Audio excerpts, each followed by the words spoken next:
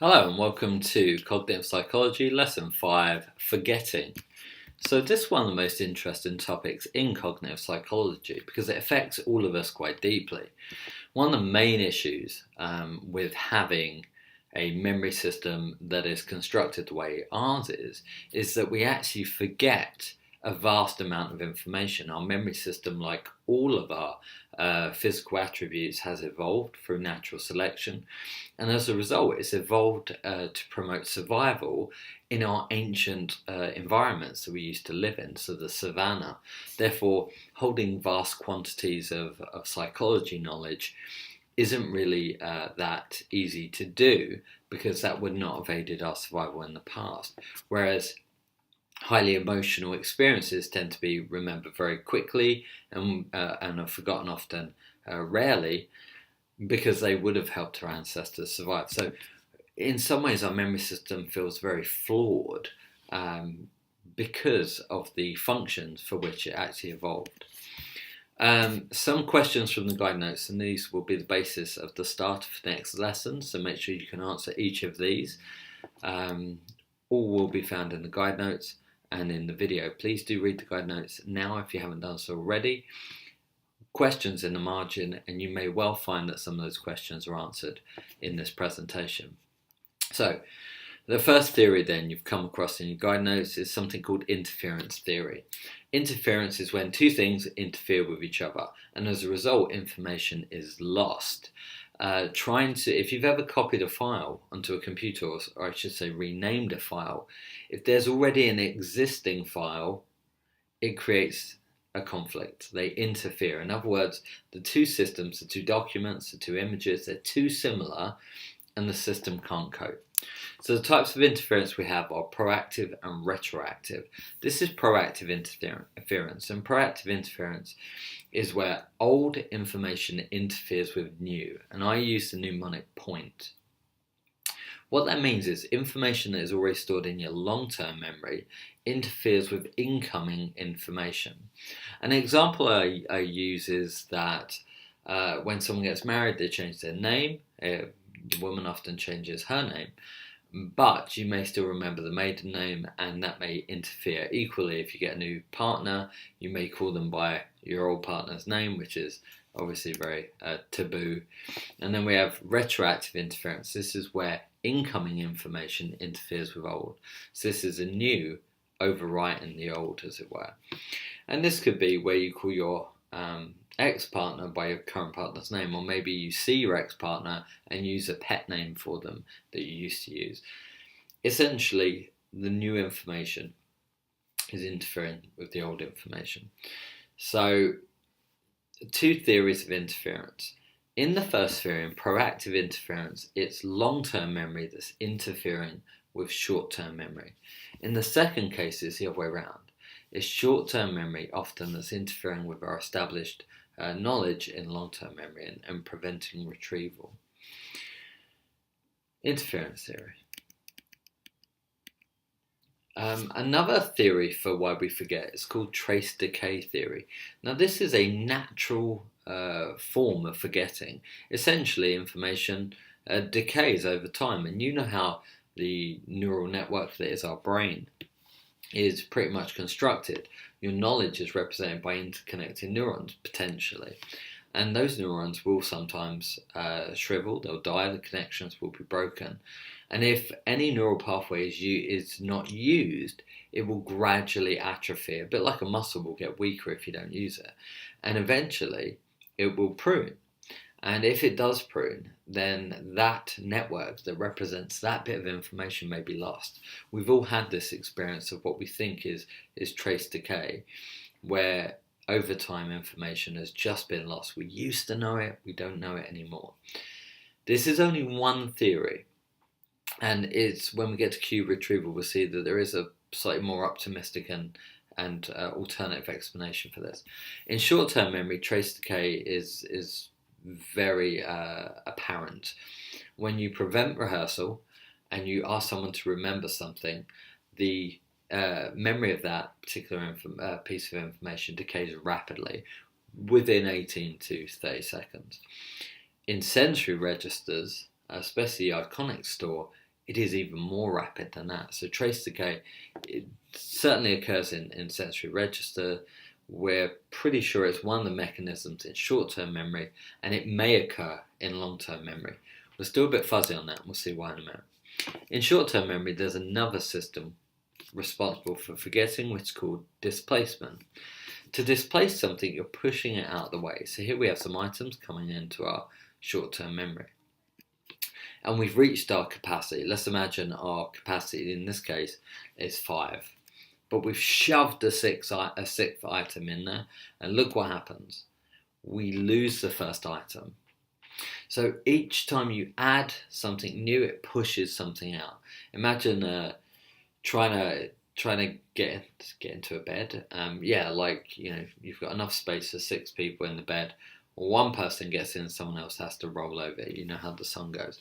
So displacement is actually just pushing some items out, and the items that's pushed out is usually the first item that came in.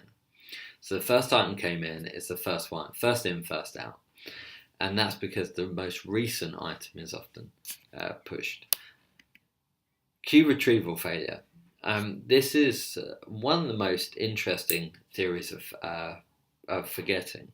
Essentially, it argues this: cues that are present at encoding are absent at retrieval. So what happens is, whatever the associative cues when you're learning a piece of information that help you recall that, they were there when you learn it, but are not there when you're trying to recall it. And you know this phenomenon yourself. You walk into a room, you forget why you went in, and then you go back upstairs, and you're like, I was going to make a sandwich, and then you go back down and make a sandwich.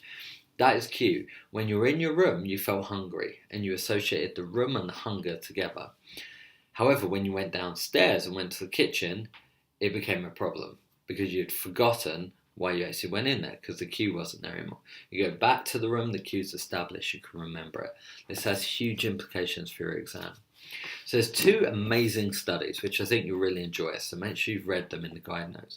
We have Baddeley's 1975 study on scuba divers and Goodwin's study on alcohol. So Baddeley's study. Scuba divers, they learn information on land, they then recall it under the water, or they learn it on land and recall it on land. They learn it under the water, recall it on land, water, water. What they find is when the context at encoding is the same as it is at retrieval, recall's higher. So if you see here, this is on land, high recall when the learning condition was also the same as the retrieval condition. So this is retrieval on land and this is learning on land. That was when the highest retrieval occurred. But also, look, the second highest is when they learnt it underwater, but also recalled it underwater. So when the environmental, the external cues are the same, the context is the same for both conditions, you are more likely to remember more, retrieve more. And this has an implication for your exams. You're going to sit your exams in the gym, and as we get a bit closer to the exams, we're actually going to go into the gym and actually start to try and encode information in there. You would probably retrieve more, though, under this system. If this is correct, you retrieve more if we sat your final exam in the MG1 or in the classroom, because that's where you learn the information. Goodwin looked at, so Baddeley looks at context, environmental context, what we call external cues. Goodwin looked at internal states. How is the way you're thinking and your current sort of internal state, how does that affect your memory? So he basically got people to learn information sober, recall it sober, or learn it drunk, recall it drunk, and then the same mix up that Baddeley had. Learn it sober, recall it drunk, learn it drunk, recall it sober. He found that when you learn it sober and you recall it sober, that's your highest recall. However, the second highest was when you learnt it drunk and recalled it drunk. Now, caveat, it's worth noting that this is not an effective revision strategy. Getting drunk is not going to help because the recall was still lower than being sober. But it just shows that the state you're in when you learn it, if you can incorporate those cues. Now, there are ways you may be able to manipulate this to your advantage. When you're revising, for example, do you have a particular, you should make that the internal state to be as close as the real exam. So maybe actually a small amount of anxiety would be quite handy. but there may be other cues you do. Maybe you use the same pen that you're going to use in the exam. Maybe you use the same, maybe you wear the same clothes you're actually going to wear in the exam, something like that. Okay, so is there support for proactive and retroactive interference? There's lots of studies. There's a good study by Underwood and Postman if you want to have a look at that and revise it separately. But Muller and Pilzecker in 1990 demonstrated retroactive interference. They gave participants a list of nonsense syllables to learn for 6 minutes. And then after a retention intervals just a period of time, they asked participants to recall the list. Performance was poorer when participants were given an intervening task. So instead of just having an interval, there was a task they had to perform between the initial learning and the recall. Therefore, the intervening task, just doing something else in between, led to poorer recall of previous learned material. Proactive interference, good little study from Serato in 1967. They found that if memory was tested again within 24 hours, recognition showed considerable spontaneous recovery, but recall availability remained the same. That means that we're very good at recognizing information, but not recall. This shows that interference effects do not cause memories to disappear like we think trace decay, but instead are only temporary. This suggests that interference only occurs in some situations. Practical application for this comes from Danaher et al. In 2008. They found that both recall and recognition of advertisements was impaired if the brands were similar. And we have an example here of Carrier and Ford who use very similar brands. Now, you're probably more familiar with Ford, but if you had just been introduced to these brands, you might mix them up. This has practical applications for this type of marketing.